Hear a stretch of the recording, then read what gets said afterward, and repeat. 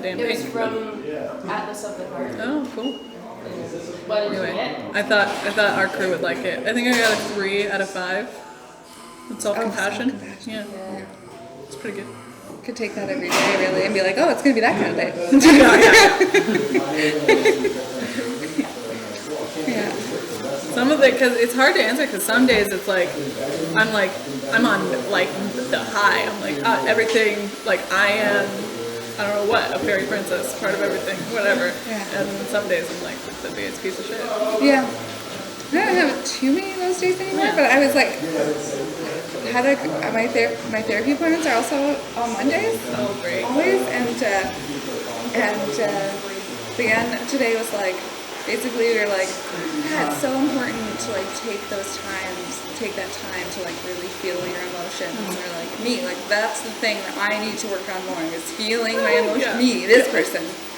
I need to spend more time on feelings. This is your advice. Professional. Okay. I don't know what to do. What the fuck you do? It's funny. What did she say? No, I didn't say that. Oh, okay. But I was like, but I did say, I was like, wow, that's, she was like, where do you think that you would want to work on it? And I was like, well, I don't know, I could probably work on, like, it everywhere. And she was like, that seems like a lot to take on at one time. Like, I mean, it's already there. I asked her the question like a couple of weeks ago. I was like, where am I choosing the nickels over the quarter?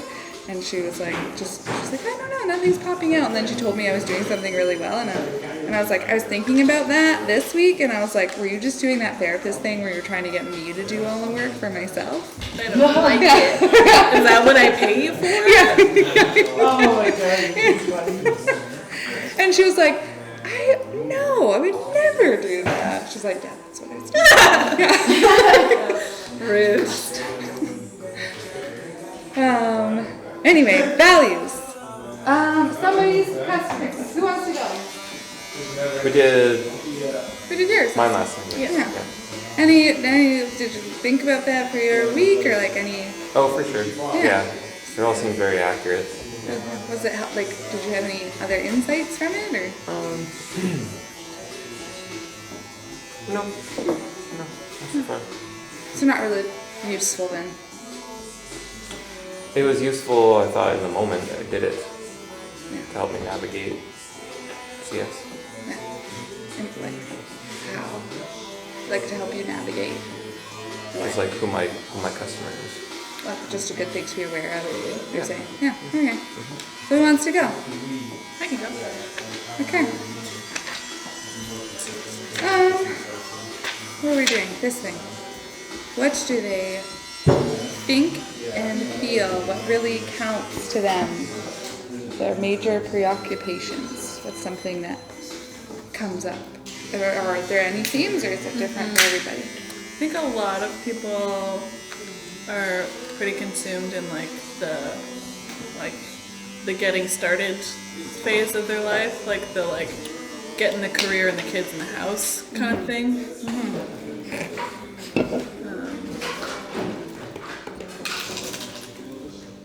Yeah, so that's similar to camp, like kind of similar to camp. Worries and aspirations? I think a lot of my clients feel busy / burnt out is the kind of things I've heard them say. And what was it? Sorry, can you the whole thing again? I mean, it was like what they think and versus what they feel. Right, okay. But what you just said, sorry, did you say Their aspirations? worries and versus their aspirations. Okay. Yeah. And I think aspirations are...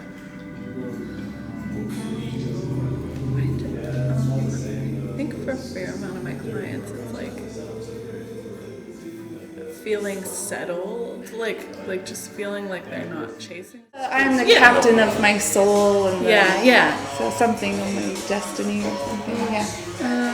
It's like that's what nonviolent. I love that thing about nonviolent communication too. Is that you're not in subjection or submission to anyone. No, sorry, you're not submissing to or revolting from anyone. You just are. You have everything you need Yes, inside yeah. of you. You know, like no matter the circumstances, that's joy. You can live in Yeah. joy and love, like Yeah. no matter if you're unhappy. Yeah. You know. It's your self-cleaning oven, a closed loop system. Yeah. Yeah. And I think that's a Like, I'm on my Zoom meeting and I don't have my camera on, and it's Yeah. like started to grow and now I like it. Yeah. It's okay to like things. Like, oh wow, you like something about yourself. Like, great, follow that. See where that takes you. Yeah. I think that's a really good, what this exercise for is like to know our clients better so that we can better support them, you know, and make individuals stronger in our, like if we make the individuals stronger in our community and provide a safe space to be, then we make our community stronger. So knowing that people are experiencing, you know, fear of disappointing other people, then we can keep in mind it's really important for us to make this a space where we can clearly articulate to someone that although, because if you have a client a long time, eventually like people just get become disappointed and you're around. But I think that's a tenet of nonviolent communication that we all talk about here is like those feelings are happening inside of you or the other person. Yeah. So like making sure that this space, if that's the only relationship that they have a chance like that to practice that with, like that's amazing. But a space where it's like, well, no, I'm not disappointed with you. I'm just disappointed. Yeah. You're doing the thing that you need to do to take care of you. Yeah. And that might not be great for me. Yeah. But that's great for you. Yeah. Yeah. It's okay. Yeah, that's okay. Yeah. So that's a good thing to keep in mind. So then what would you say, are there any themes around people's like measurements of success, what they feel they want versus what they need, or I think a lot of like capitalist monetary success, traditional success markers is certainly true. I think starting to find about this the other day, like I'm really bored of the housing market conversation. oh yeah. And I think because people are seeing or perceiving an opportunity, it's like buying a house is just, or buying or selling their house or whatever, it's just been on people's minds. Yeah. I've been bored of Yeah. that. And I think like people just want to be happy. They just don't know how to get it. We were talking about this last night. It was just like people, that I think is one of the biggest values of Western culture is happiness. We say it to people like, well, if it makes you happy and you're not hurting anyone, that's great. Yeah. But actually, I don't believe that happiness is a thing to, like, is a desirable thing to pursue. Like, you can really fuck your life up trying to be happy. And I think our perception of it isn't universal and isn't what we think it is, because we think that it's like a level. Like once I do all my things, or like once I achieve happiness, I've gotten that badge of honor, and I will be happy henceforth. Forever. Yes. And it's just like it's not a reality. Like they're like when when I'm happy every day, or like whatever, you know. Yeah. I think people are confused about the journey of what goes into having a meaningful life. Yeah. And, that's hard for everyone. Like we all go through that.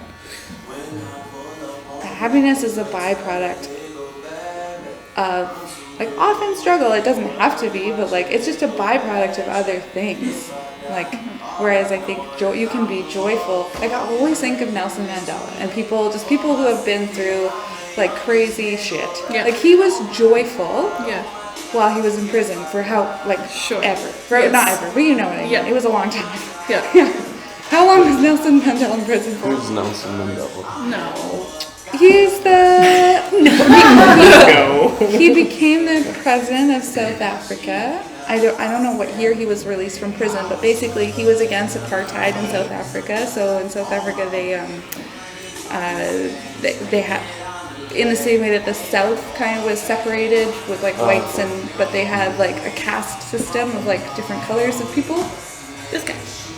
And Oh yeah. yeah, Yeah. Yeah. he is the With COVID, we all just got exhausted about talking about it, I think, right? And I think that kind of like, yeah, world events, I think, is often things that come into our chairs, and we try and make it feel, I think we all try and make this space feel like it exists outside of time. You know? yeah. So branching off that, then what are the pain, the fears, frustrations?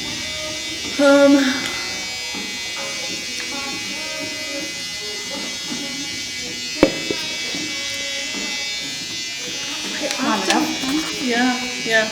Definitely like time and self-care, I think, is big for a lot of my clients. And when they come to the barbershop, they're like, I made it. I did the one thing a month that I do for myself.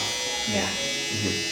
I think that's so interesting. Like, I think why people allow themselves that one thing is because you have to play by the rules of society. It's so acceptable. Yeah. If you want to be a part of Monopoly, then like, Yeah. You gotta have a haircut. yeah. Yeah. That's why I love the idea of like marketing of like you don't need your haircut. Yeah. Yeah. Everybody can play. Yeah. Everybody can play. Yeah. You can want your haircut, and that's okay. I think another thing is like life stuff. We always end up talking about these little things of like my wife or my kids going through this thing at school, or like these little monotonous things that I feel like people don't talk about because it feels insignificant. But when you have like an expansive period of time with your barber and there's a lull in the conversation, they end up talking about things that feel insignificant but clearly aren't. And then I think those things are really interesting, and you kind of have a true line through lots of different clients. I noticed recently, like more and more, something that I've noticed is that a lot of my clients are like very influenced by their partners. Like my wife booked this cut, Yeah. like so I'm here, Yeah, and like yeah, my wife didn't like me doing this with my hair, so yeah, I'm here, or like my partner or this or Yeah. that. I Which just I was- straight I up was- say that's dumb. yeah. Yeah, I was Yeah, like because very, that's what I was you like very usually say. sad about, Yeah. in a way.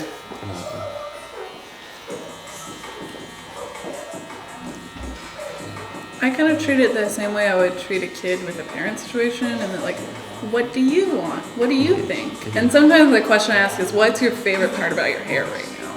Yeah.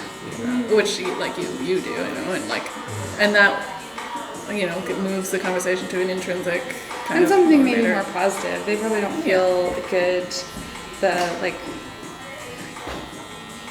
Sometimes somebody's ready to hear like, well, that's dumb.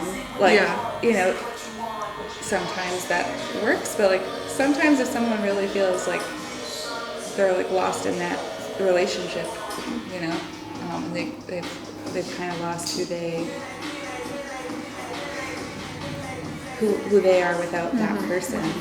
Like that won't really hit home. Like maybe a question like that is better, you know, like just somewhere safe to be Yeah. where you are valued and where it matters. Yeah. What you Yeah. want matters Yeah. is most important. Yeah. So long as you're not endangering other people. Sure. Yeah. But yeah, those are good markers to know that this is somebody that needs So to that, listen. yeah, definitely That's pain. pain and fear of disappointing their partner, or yeah, Disappointing people is a good one. Yeah. Yeah. And Never also, thought I about think that. fear of like you said, like not being accepted in society. yeah, I have loved this experience that I've seen other people go through over the last 2 years, especially men, is I'm growing my hair out for the first time. Just Yeah. because they're like just allowed. Yeah, it's very exciting. It's Yeah. so cool. I love it, especially for you even. But like I think like a lot of men feel like they weren't allowed before, and now it's like they're like taking what they can.